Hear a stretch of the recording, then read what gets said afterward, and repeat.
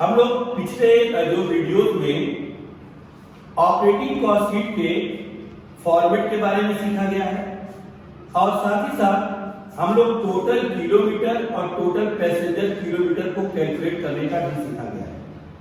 और जो कार्गो कंपनियां हैं जो कार्गो को कैरी करती हैं, ऐसी ट्रांसपोर्ट कंपनियां, उनका हमने टोटल टन किलोमीटर कैलकुलेट करना सीखा है। आज हम लोग एक ऐसी कंपनी का जो पैसेंजर को कैरी करती है उसकी टोटल ऑपरेटिंग कॉस्ट शीट को बनाना सीखा जाएगा। तो एक क्वेश्चन हम यहाँ पर स्क्रीन पर जो आपके चल रहा है पढ़ रहे हैं, उस क्वेश्चन को आप पहले वीडियो रोकिए, उसको एक कॉपी पेन पर नोट करिए, कॉपी लीजिए, पेन से नोट करिए उसको, और उसके बाद आगे वीडियो को बढ़ाएंगे। इससे ये क्वेश्चन आपको पहली ही बार में अच्छे से समझ में आएगा। तो बिना क्वेश्चन को नोट किए अगर आप पढ़ेंगे तो क्वेश्चन को आपको कई बार देखना पड़ेगा। अगर एक बार में सीखना चाहते हैं तो क्वेश्चन को पहले कॉपी पर नोट कर लें, फिर उसको पढ़ें। तो देखिए क्वेश्चन पढ़ रहे हैं, सुनिए। A transport service company is running 4 buses. एक ट्रांसपोर्ट कंपनी है, उसके पास 4 बसें हैं। Between 2 towns which are 50 kilometre apart. 2 शहरों के बीच वो चल रही हैं। एक शहर से दूसरे शहर की जो दूरी है, डिस्टेंस है, वो 50 किलोमीटर है। और हर बस की जो सीटिंग कैपेसिटी है वो 40 पैसेंजर्स की है। और अदर इंफॉर्मेशन में कह रहा है कि आपको अप्रैल मंथ की इंफॉर्मेशन दी गई है, 1 महीने की। देखो इसमें जो टाइम ड्यूरेशन है इसका भी बहुत इंपॉर्टेंस है। आप जो ऑपरेटिंग कॉस्ट शीट बनाओगे वो वीकली बन सकता है, मंथली बन सकता है, हाफ ईयरली और एनुअली बन सकता है। वो डिपेंड करता है कि आपका टोटल किलोमीटर और टोटल पैसेंजर किलोमीटर कितने पीरियड का है। अगर आप total kilometre, total passenger kilometre आपने 1 वीक का लिया है तो स्टैंडिंग वेरिएबल चार्ज आपके 1 वीक के लेंगे। अगर आपने मंथली लिया 1 मंथ के लोगे। अगर कोई इंफॉर्मेशन ईयरली दिया उसको 12 से डिवाइड कर दोगे। और अगर ईयरली दिया है आपका टोटल किलोमीटर और टोटल पैसेंजर किलोमीटर तो ईयरली बनाओगे। स्टैंडिंग और वेरिएबल को ईयरली लिखोगे। अगर कोई मंथली दिया होगा तो उसको 12 से मल्टीप्लाई करके उसको ईयरली में बदल देना है एक्सपेंसेस को। नेक्स्ट कंसेप्ट में देखो, wages of driver, conductor and cleaner salary, standing charges. Salary of office and supervisory staff standing charges में रहेगा, जो कि आपको फॉर्मेट में पूरी एक्सप्लेन कर चुके हैं, उसको आप देख लेंगे। Diesel oil and other oils running होगा, जब गाड़ी चलेगी तभी दिया जाएगा। Repairs and maintenance running charges. Taxation and insurance standing होगा।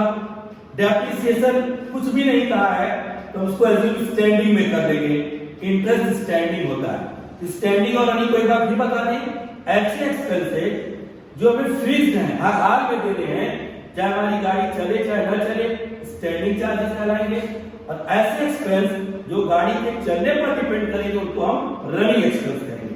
तो इसका हम सॉल्यूशन देने जा रहे हैं। अब आप उसको बोर्ड पे इसको अच्छे से नोट कर लेंगे। हम लोगों ने क्वेश्चन को पढ़ा और हम उम्मीद की आप क्वेश्चन नोट कर लिए हो। तो क्वेश्चन नोट कर लिया है। देखो इसमें हमें क्वेश्चन में पूछा गया कि टोटल पैसेंजर किलोमीटर कैलकुलेट करके पर पैसेंजर किलोमीटर कॉस्ट बतलानी। तो पर पैसेंजर किलोमीटर जब कॉस्ट बतलाओगे तो सबसे पहले आपको टोटल पैसेंजर किलोमीटर कैलकुलेट करना होगा। और टोटल पैसेंजर किलोमीटर का जो फॉर्मूला होता है, देखो यहाँ पे लिखा है कि नंबर ऑफ बसेस। तो देखो एकदम क्वेश्चन में ऊपर दिया हुआ है कि एक ट्रांसपोर्ट कंपनी है, उसके पास 4 बसेस है, तो नंबर ऑफ बसेस 4 लिख दिया। और ये ऑपरेटिंग कॉस्ट शीट जो बने वो अप्रैल मंथ की बन रही है और अप्रैल मंथ में 30 डेज होते हैं। और नीचे एकदम लास्ट लाइन में आइए, देखिए लिखा होगा all the buses, all the 4 buses run on all the days of month. जो हमारी चारों बसें हैं वो महीने के सभी दिनों में चलती हैं। तो फार्मूला आपको पिछले वीडियोस में बताए जा चुके हैं। नंबर ऑफ बसेस 4 है, नंबर ऑफ ऑपरेटिंग डेज 30 हो गया कि 30 दिन बसें चली हैं। और फिर उसी क्वेश्चन में कह रहा है कि ईच बस made 1 round trip per day. Number of buses, number of operating days into number of trips. तो कितने ट्रिप्स लगा रही है। फिर डिस्टेंस बोथ साइड, और इसके लिए ऊपर क्वेश्चन में आइए, ऊपर क्वेश्चन में लिखा है कि एक शहर से जब दूसरे शहर में हमारी बस जा रही है तो एक शहर से दूसरे शहर की दूरी डिस्टेंस 50 किलोमीटर है। तो डिस्टेंस बोथ साइड 100 हो गया, 100 हो गया। और ऊपर लिखा है कि बस की कैपेसिटी 40 पैसेंजर्स है, इनटू कैपेसिटी ऑफ बस और इनटू जितनी परसेंट कैपेसिटी यूज कर रहा है। तो नीचे कैपेसिटी का नीचे लास्ट में क्या लिखिए 75% कैपेसिटी यूज कर रहा है, 75/100।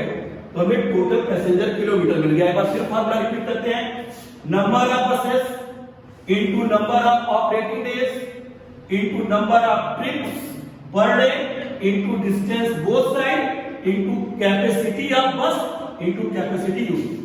अब हम लोग अपने स्टैंडिंग और वेरिएबल चार्जेज में इसी से जब डिवाइड करेंगे तो हमें पर पैसेंजर किलोमीटर कॉस्ट मिल जाएगी।